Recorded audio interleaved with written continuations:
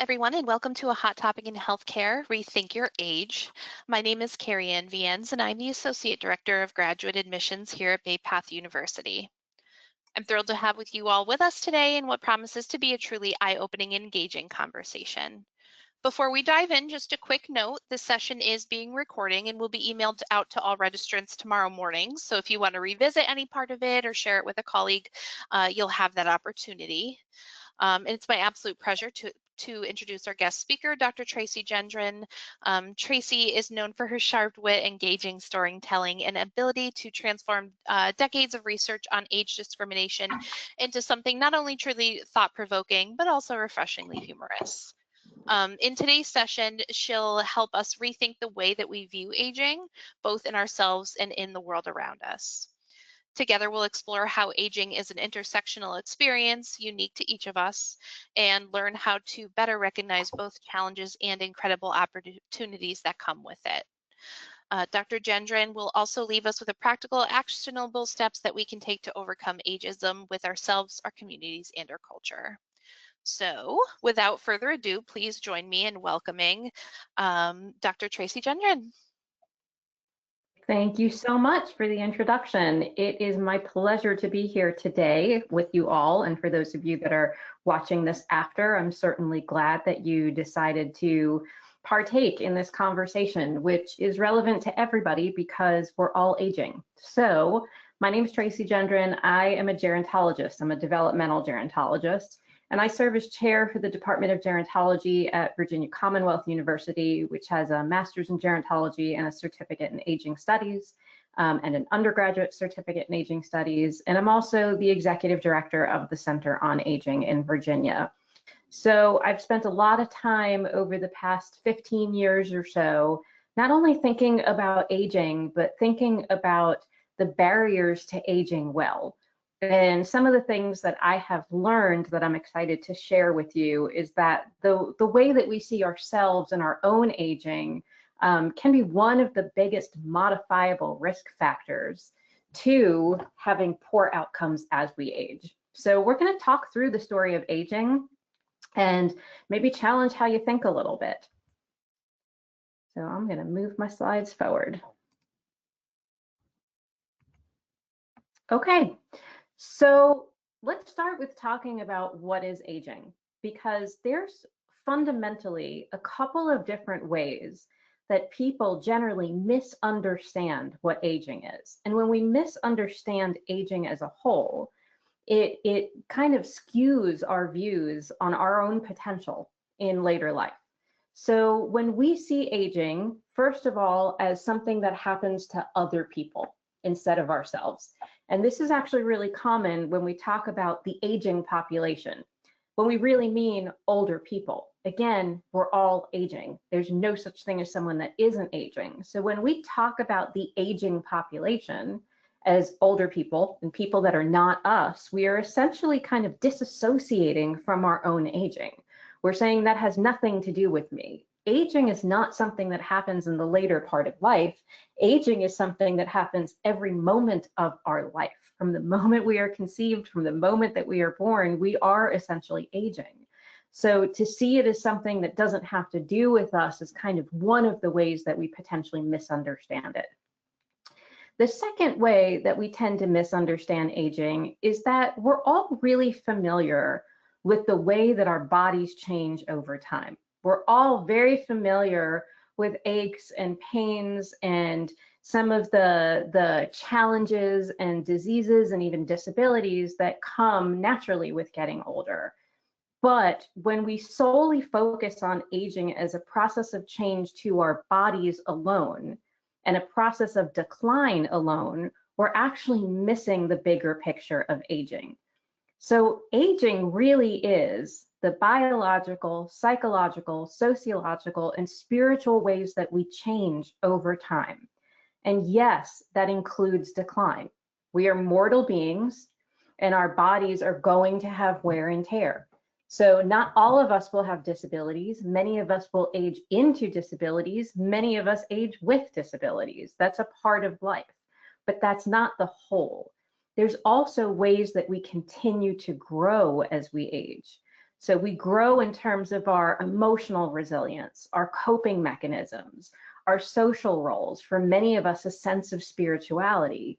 So when we see aging as this holistic process of change that happens over time, and that change includes both decline and growth, then we're starting to see the truth about aging. And I understand that that's hard. You know, you're taking two things that are kind of polar opposites. How can you have both decline and growth at the same time, right? It's kind of hard to wrap your head around that, and that creates a lot of cognitive dissonance. But once we can kind of wrap our head and say, yeah, aging is kind of all of those things, it's everything. And to focus only on the parts that we lose, prevent us from focusing on the parts that we gain, is a much different way, holistic way, and healthier way to look at aging. So reframing our understanding of aging itself as this biopsychosocial spiritual journey process over time is one of the first steps to realigning ourselves with what aging really is. So at this point, I think it's really important to make this a bit personal, okay? And I want you to think about this for yourself. What do you think being old means to you? What do you think being young means to you? And most importantly, how do you feel about your own aging? Do you see yourself as someone that is aging? How do you talk about your own aging? Do you talk about it in terms of just getting older, or are you growing older? Big difference. Is this something happening to you, or is this something that you are partaking in? And these are really fundamental questions to check in and ask yourself about. And then I'm going to check in and ask you to think about these again a little bit later. When I ask people, when I'm in front of an audience and I'm able to kind of engage with folks, and I ask people, what does being old mean? I get a lot of different answers. I get things from, well, old can mean frail, old can mean grumpy, old can mean outdated, to old can mean wise, old can mean experienced, right? Runs the gamut. When I ask people, what does being young mean to you? People will say, well, it can mean vibrant, it can mean energetic, it can mean lively. And then you also have people say that it could mean immature, that it could mean ignorant. So my point here is, when we think about words like young and old, the truth is that we assign so much meaning to it that they are essentially meaningless unless you know how you're using it. Think about that for a second. If old could mean experienced or frail, if young could mean immature or vibrant, how do we know how we're really using the words? So when we add these value judgments to it, that's when we're kind of tripping over into making assumptions and judgments. Now, the truth is, you know what old actually means? It means longer lived. You know what young actually means? It means less young, longer lived. So it's those sneaky little value judgments that we assign to it that then kind of set the stage for how we usually, typically value youth and devalue what it means to be old. So a really nice starting point to kind of think about how you think about these things and how you use these things, because it's kind of a clue to your own thinking about your aging. One of the things that I find to be really enormously interesting about aging is that there's this really cool paradox. So even though aging is something that is a universal experience, okay, every single person on the planet is aging. If you are breathing, you are aging, and we are all doing that together right now. However, the paradox is that even though it's about everybody, no two people age in the same way. We all age differently. And why is that? For so many reasons, but primarily because we have tons of different forms of identities. We have different genes, we have different environments, we have different expression of our genes. So you are extraordinarily unique because of all of those identities and exposures. So where you grow up, right? What neighborhood you live in, what your physical appearance is, what your family is like, what your personal habits are, all of these things can influence the outcomes of aging. And for many people, some of these things can be protective factors. If you live in a neighborhood where you have access to nature, where you can go outdoors and exercise, where you have safe places to walk. For other people, this can create barriers. If you live in an area that has poor lighting, cracked sidewalks, where you don't have curb cuts, where you don't have transportation, all of these kinds of pieces influence how well we age. Now, what's really important about this is recognizing the environmental factors, because we tend to look at aging as a responsibility of the individual, okay? And yes, it is up to us to take care of ourselves and invest in our health and in our mental health and do all of those things, but we also have to acknowledge the other pieces that contribute to it that may or may not be within our control. So really understanding that aging is a very unique process for each person can help us kind of contextualize a person-centered approach to aging. That when you've met one person that's 80, you've met one person that's 80. Just like if you've met one person that's 20, you've met one person that's 20. We can't generalize what it means to be 20 or 80 for anybody. We have to look at that person and understand all of the factors that contributed to their life and to their experiences. So it's incredibly unique. One of the other things that I find to be really interesting about aging and growing older specifically is that we have common understanding for different developmental stages of life. Again, I'm a developmental gerontologist, and in my journey to become a developmental gerontologist, I studied infancy and I studied childhood and I studied adolescence, and we have all of these terms where we readily understand that we develop in different ways at different areas or stages within our life. And then we kind of get to adulthood, and then honestly, we get stuck in adulthood. So we just talk about it as older adulthood. But what if we reconceptualize later life in a different way? What if we had a word, a term, an understanding for how developmental milestones and markers were different in later life than they were during adulthood? Now, I'm not saying older people are not adults. Of course they are.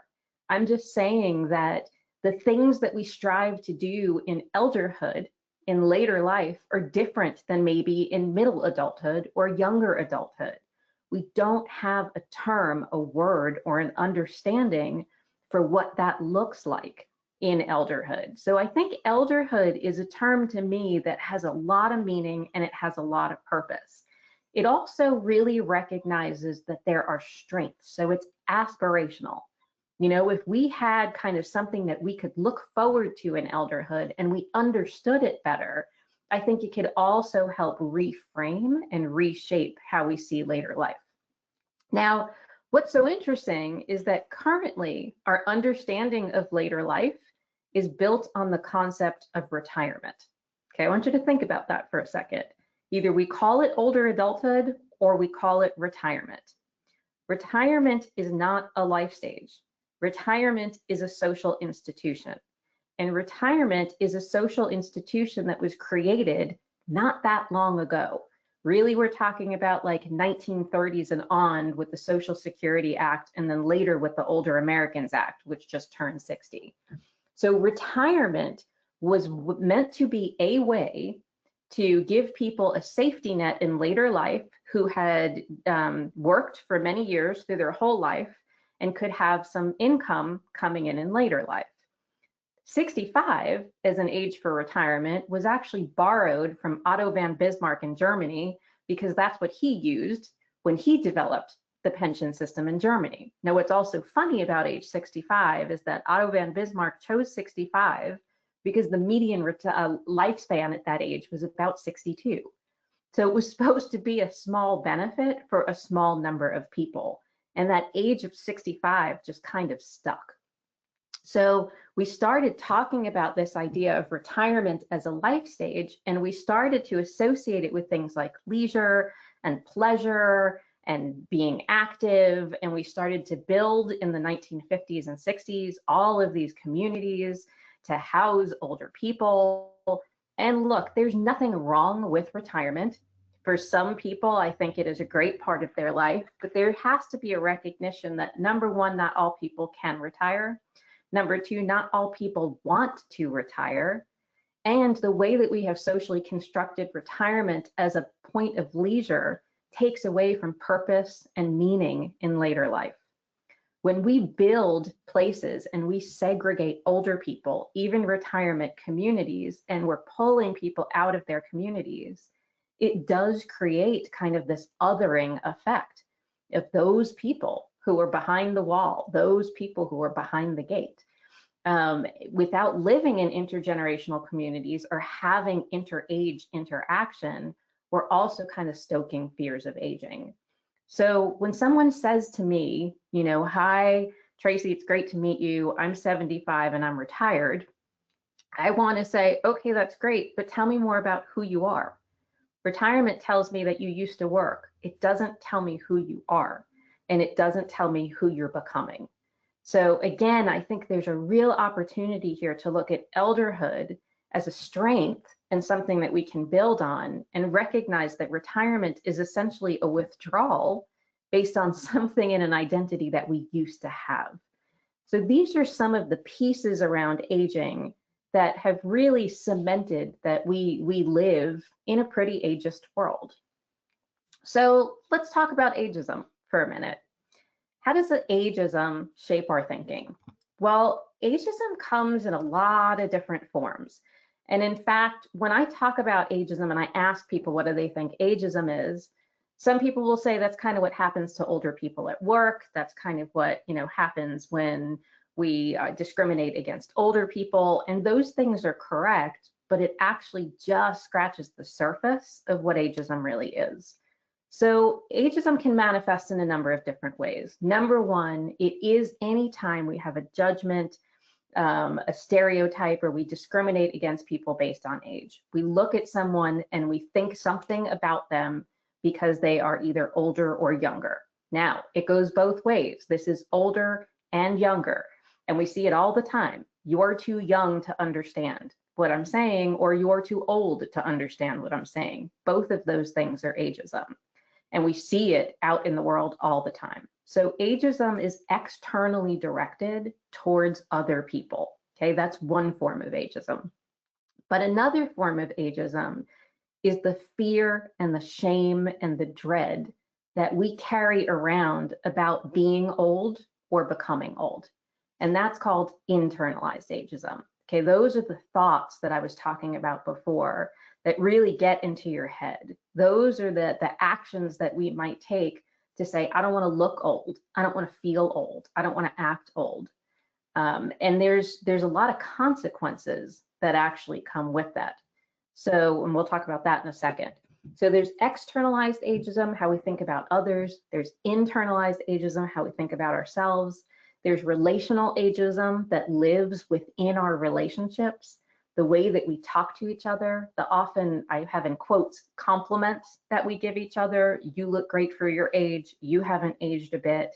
Those are all kinds of ways that we relationally spread ageism. So there's many, many manifestations of it. It's also systemic, it's structural, it's built into the fabric of many of our environments and our policies. So understanding what ageism looks like is actually really important. So ageism looks like a lot of different things, but one of the primary ways that we see ageism is very often in the media and in marketing. And it can be very subtle. It can be even something that appears on its face to be like, this is healthy and this is good for you. When we talk about looking younger, when we talk about anti-aging, think about that for a second. Anti-aging. There's no such thing, anti-aging is dying, right? Aging, again, is the most natural thing in the world. If we mean pro-longevity, that's different. But most of the products that we see are not going for pro-longevity. They're about looking younger. They're about selling us products and services and supplements and cosmetics so that we can look younger, because that's what we've told is what we should aim for. That's what we've told is a measure of success.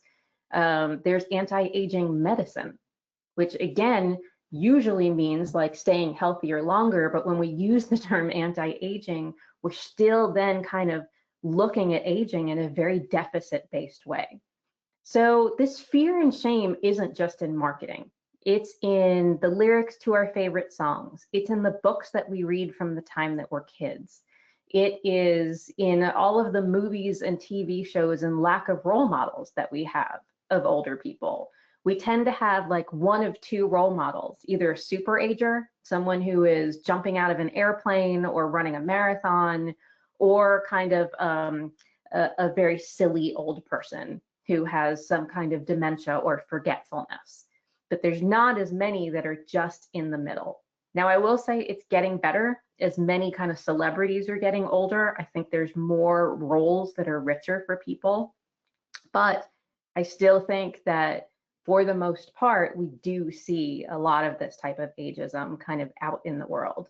Even try and just go and buy a birthday card, and you're going to have a hard time finding something that actually celebrates age instead of making fun of it. So it's hard not to see it once you see it. And if you're here now and you're listening, you're probably going to see it now everywhere. You are welcome for that, because your eyes will be now wide open. So, okay, it's everywhere. It takes multiple forms. It affects the way we think about ourselves and other people. I think the big question is, why does this matter? And I really hope that this is what you take away from this, because the way that we feel about our own aging has serious health consequences for us. The fear that we carry around ends up manifesting in all kinds of things that we fear, like an increased risk for depression, anxiety, an increased risk for the biomarkers for Alzheimer's disease, an increased risk of being socially isolated, an increased risk of not healing as well when we get sick. We manifest these things when we constantly tell ourselves that we are of no use and no value when we are old, that we are afraid to get old. And there's even seminal work that shows, excuse me, that it affects our longevity, that people who have negative views of aging live less years than people who have positive views of aging. And it's 7.5 years, right? That's what a study found by Becca Levy from Yale, is that there's a 7.5 year gap in longevity just based on our attitudes about aging. So this is big. You know, it's a reason for us to kind of wrap our arms around it and say, I care about this.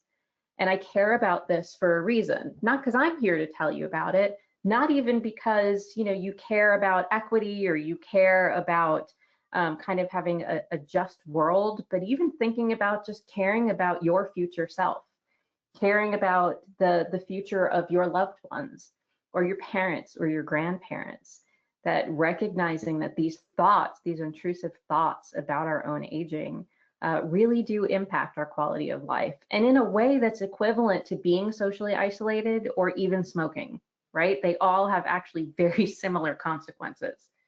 So it's important to understand why we should care about this. Another reason to care about this is its impact to our healthcare system. So there was another study done that came out of Yale, and it showed that the impact of ageism was $63 billion a year to our healthcare system. And this was for a couple different reasons, because a couple of different things happen in our healthcare system. Now, I'm going to preface by saying there are some really fantastic doctors and nurses and practitioners of all kinds who work really hard. And I am not saying that they don't work hard or that they don't do a great job. However, there is an incredible lack of geriatrics training that is embedded in all medical school curricula. In fact, the last statistic I saw showed that 96% of medical schools require pediatric rotations and 7% require geriatric rotations.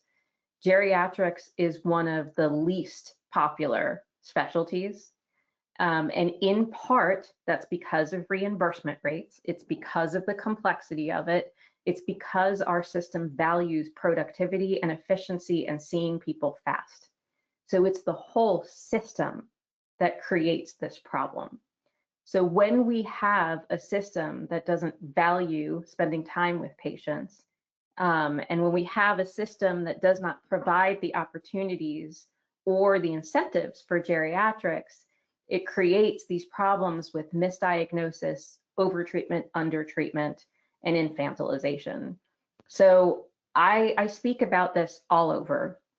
And when I talk to older adults or audiences and I ask, who has ever had an interaction in a healthcare setting where they have felt dismissed, where they have felt ignored, where they have felt where somebody's saying to them, yeah, what do you expect? You're 80. Or where they feel as if the practitioner's not talking to them, they're talking to the loved one that's with them. These things happen all the time. That's infantilization, and that's dismissiveness of treatment. Pain is one of the most undertreated conditions among older people, in part because we don't pick apart the myths of all older people should have pain, all older people are depressed, myths. But if we don't learn that those are myths and we assume that that's a normal part of aging, we're not going to treat it. We're not going to look into it. So that's undertreatment. That's when we don't acknowledge. There have even been plenty of studies that kind of take scenarios and vignettes to different groups, exactly the same scenario or vignette, only one is an 80 some odd year old and one is a 30 some odd year old. And they give them to groups of people to say, make a treatment plan. And over again, you see extraordinarily more aggressive treatment plans for the same illness for younger people than for older people. So when we're leading with this person is old and therefore shouldn't invest in them as much, regardless of their health, regardless of kind of their background, that's also, leading to discrimination. We tend to misdiagnose things. There's a high misdiagnosis rate between depression and dementia. If you don't know what it is that you're looking for, you can very easily assume, again, all older people are forgetful, all older people are depressed, and they're very different, obviously, treatments in those areas. So really thinking about this impact to healthcare is huge. It's huge systemically, and it's also huge from a personal perspective, because again, when we carry internalized ageism, we're more likely to manifest the very things that we fear, and that includes some of the most expensive chronic health conditions. So worth thinking about. The other piece I want to say is that ageism is also embedded into technology, it is embedded into business models, and it is indeed embedded into AI, into large language models. Because when you think about the development of technology and you think about the development of large language models and AI, they are built upon billions and billions of data points. But those data points don't often include the voices of older people. So we're making assumptions and judgments about what older people want without necessarily asking them. We're also creating technology and new technology for older people without involving them in the process. So I like to share this story about a QR code. When COVID first kind of wrapped up and we could all go out to restaurants again, many people did away with the actual physical menus, and instead they used QR codes, so you didn't have to touch it. And I remember the first time going with my parents to a restaurant where they had the QR code, and my mom was just, watching what other people were doing. So she took out her phone and she kept just snapping a picture of it, and she was getting frustrated. So I showed her, like, hover over it and click, and then she got it. But it dawned on me in that moment, like, whoever taught her how to use it, whoever took a moment to show a 75-year-old woman at the time, like, this is what a QR code is, this is how you use it. We build the technology without putting the infrastructure in place. And then you see someone who's older struggling, and you giggle and you laugh, and then that perpetuates the stereotype and perpetuates the idea that older people can't use technology. So it's a cycle that just kind of feeds off of itself. And it's a cycle that we need to recognize, and there's things that we can actually do about it. So the other piece that I want to mention, there's kind of two other pieces I think are important when we're talking about ageism. And the first is about generations. So we have this idea that people born in these specific periods of time form a generation which has a lot of things in common because they have historical experiences in common. And the way that we use these generational labels is really problematic. If we're talking about looking at trends in generations, I understand that. Okay, the housing market and millennials and Gen Zs and the difference between that and baby boomers, and I understand that. But more often than not, when we're talking about generations, we're talking about these kind of broad generalizations about personality characteristics. And here's the thing, it is impossible for people born within a 10 or 15 period year, the 10 or 15 year span, to have the same likes and dislikes, to have the same approaches to life. It's impossible. And yet it's a multi-billion-dollar industry about training people about how to have 5 generations in the workplace, as if all millennials need the same thing, as if all baby boomers are going to act the same way. It's a proxy for ageism. It's one more way that we look at people and think, well, you're of a certain age, so it means a certain thing about you, right? And that can be a problem. So here's a great example of 3 people that were born in the same year, okay? And this is, in fact, my mom, and this is Sam Jackson, and this is King Charles. They were all born 1947, 1948, within a year of each other. So they are all of the same generation, okay? So, but you cannot tell me that these 3 people share the same personality characteristics, the same historical experiences, the same anything. So it shows how kind of crazy it is when we talk about these generational similarities and how we can call baby boomers and millennials and Gen Zers like all one thing, because they're very clearly not. So when we use it in that way, it is indeed a proxy, and it leads, as well as ageism leads, to these positive and negative stereotypes about people in general, where we think that young people, either based on their age or based on their generation, are entitled, are lazy. Maybe we think they're all tech savvy, and we think that all people are also lazy and entitled or hoarding wealth. When we generalize and characterize people according to these large labels or according to the misunderstanding of aging or young and old, this is what it leads to. It leads to stereotypes about people, and that takes us farther away from being person-centered and saying, what old person are you talking about? What young person are you talking about? I know plenty of older people who are quite tech savvy, and I know plenty of younger people that are not. I know plenty of older people who are immature and ignorant, and plenty of younger people who are quite wise. Who are we talking about? So it's these kinds of stereotypes that we can challenge when we start to see it, when we start to talk about ageism. The other piece that I wanted to bring up was the intersection between ageism and ableism. While ageism is discrimination based on age, ableism is discrimination based on ability. So we value people that we see as able-bodied. Here's the thing, not all older people have disabilities, and not all older people will have disabilities. Most likely, many of us will age into disability, but also not all people with disabilities are old. So you can experience ableism at any point in your life, sometimes your whole life, or sometimes at multiple points in your life. But because we do have physical decline as we age, we are more likely to experience the intersection of ageism and ableism.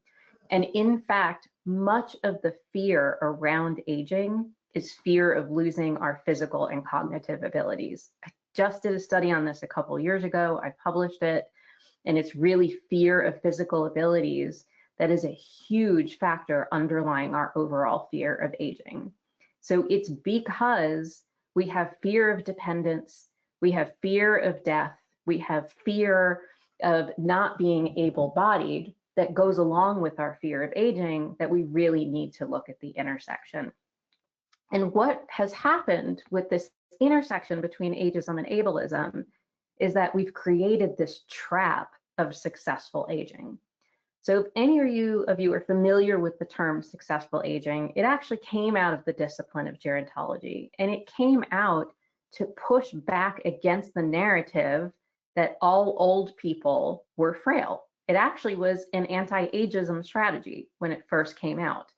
So it was defined as, well, there are plenty of older people out there who are successful, who are engaged in activities, who are physically well, and who are cognitively well. And that's how successful aging was defined.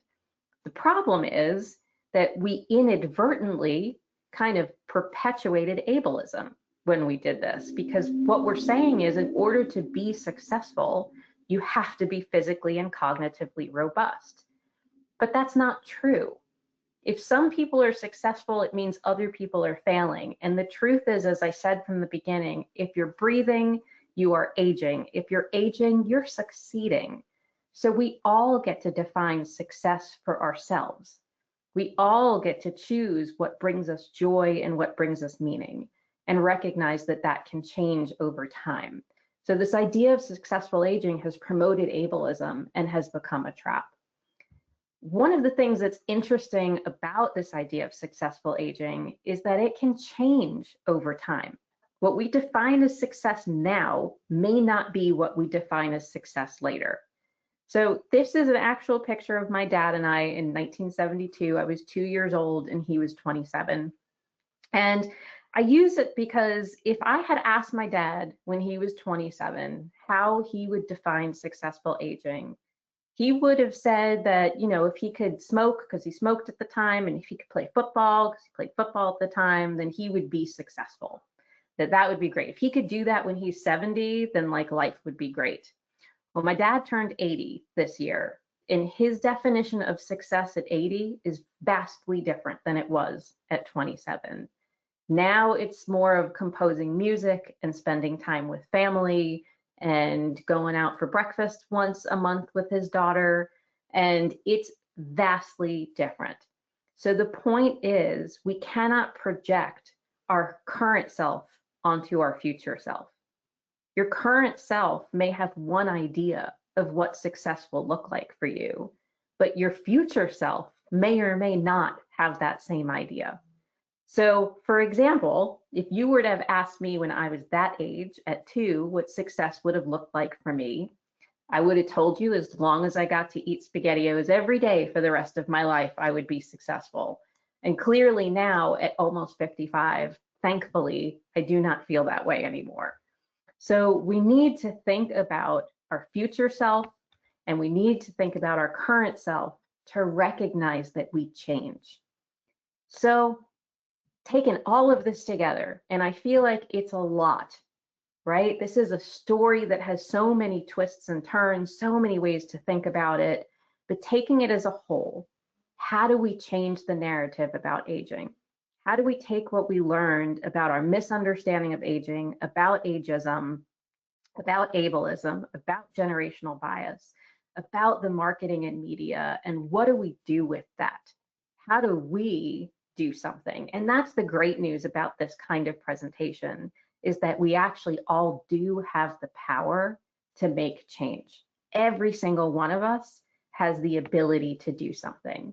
And I call that disruption, right? Disruption means that we have to do things differently, that we have to take a moment to say, okay, I understand how I've been conditioned to think about this, and I understand that I can choose to think about this in a different way. So disruption takes bravery. Disruption means we have to step out of our patterns and think about kind of new ways to do this. So I'm going to give you some thoughts and ideas and suggestions for how you can do this. And it starts with kind of taking a moment, pausing, reflecting on all the things that we have talked about and all the things that you've learned. Really thinking about your why. Why does this matter to you? What about this talk resonated with you? What about it is something that is a motivator for you? Do you want the extra 7.5 years for your life? Do you want to enrich somebody else's life?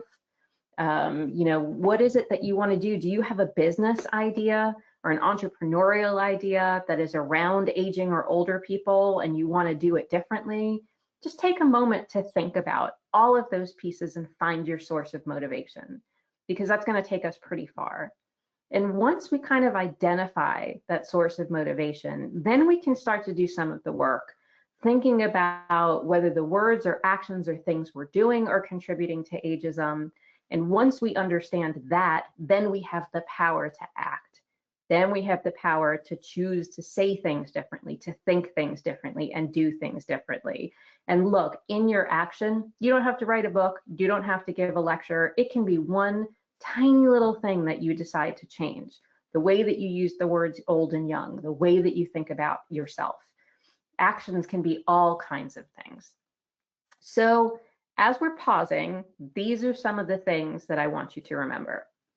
I want us to all remember that people are individuals. Again, when you've met one person who is 80 or 70 or 20 or 30, you've met one person. They don't represent what it means to be that age for all people. We can remember that age alone does not predict ability, but more importantly, ability does not predict success. Okay, we get to define success. We can remember that we're all aging. Aging is not about being old or about older people. It's about all of us every moment of our life. We can remember that the way that we use generational terms to really think about people as personality characteristics, as likes and dislikes, doesn't make sense, because people are individuals, so generations are not homogenous. And we can also think about elderhood, how it's different from retirement, how it's different from adulthood, and how we can see elderhood as a stage of life that is unique, that is important, and that is aspirational. So I want to leave you with a couple of little tips about how you can evaluate some of the things that you're saying or doing so that you can kind of have a tool to take with you. So this is a flow chart that we created that can kind of help you think through whether the thing that you're about to say or the thing that you're about to do is going to be ageist. So you start by thinking to yourself, is age a factor in what I'm about to say or do? And I'll give you an example. Let's say you see someone who just got a haircut and you think, oh my gosh, that haircut makes you look younger. Okay, that's what you're about to say. Is age a factor in what I'm about to say or do? Yes, because you're using younger. So am I making an assumption or judgment based on age? Yes, you're making the assumption that younger looks better and that that's good. So is that ageist? Yes. So let's start again. So instead of saying that, what if you just say, wow, that haircut makes you look great, really suits your face? Is age a factor? No, it is not. So you've taken all of that out of the equation. So when we're thinking about how we say things, when we're thinking about the value and the judgment that we may bring to it, this is kind of a handy little tool to check ourselves and think about how we can maybe rephrase it or say it in a better way. We can also focus on saying what we mean instead of what is easily understood. So instead of saying you have a young spirit, what we actually mean is you're energetic, you're engaged, you're lively. Like we said, young can mean all kinds of things. So say that. Instead of saying I feel so old, we usually mean I feel tired, right? I feel worn out. Old is not good or bad. Young is not good or bad. It just is. When we say things like senior moment, we mean I forgot. So just say I forgot. These are all like little tiny things, but that really kind of help steer the narrative, right? In a way that is destigmatizing what it means to be old. And then we can create our own definition of success. And I come back to this over and over because I think it's incredibly powerful that we get to decide what success means for us at all ages. Just because you're an avid mountain biker now, let's say, doesn't mean that that's going to be your definition of success later. It also doesn't mean it's not something you'll be able to do. But if we allow ourselves to kind of flow with our life and to grow in ways that are both expected and unexpected, then perhaps we're open to new definitions. Perhaps we're open to the things that we don't know and to the versions of ourselves that we haven't met yet. So to be open to that means that we have to understand we get to create and recreate our definitions of success. I think there's just a lot of power in that. So as I'm nearing the end, I think it's a good time to check in again and think about, again, these words old and young, and most importantly, how you feel about your own aging. What might have resonated with you that you go, okay, I can think about this a little differently, or now I actually recognize I am someone that's aging, or maybe it's I want to be proud of my age. So keep thinking about this and keep kind of checking in with yourself about how you feel about it and how you talk about it. And remember that we are all role models for aging. No matter what age you are right now, the way that you talk about yourself matters because other people are listening. So to create change, to really change the narrative about aging, takes every single one of us doing little things differently, recognizing that we feel the age that we are, okay? So I'm 54, I feel 54, I look 54 because I am 54.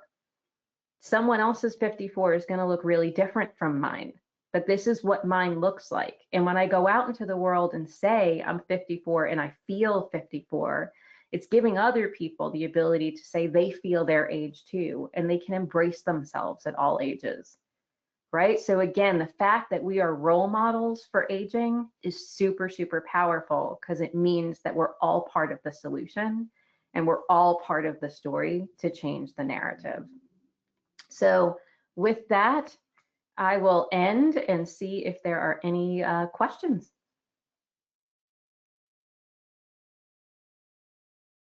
Sure, let's see. I'm going to just go ahead and pause and give folks a chance to type them into the empty questions box on the bottom corner of the screen. So I will go ahead and read them out to Tracey once we receive them.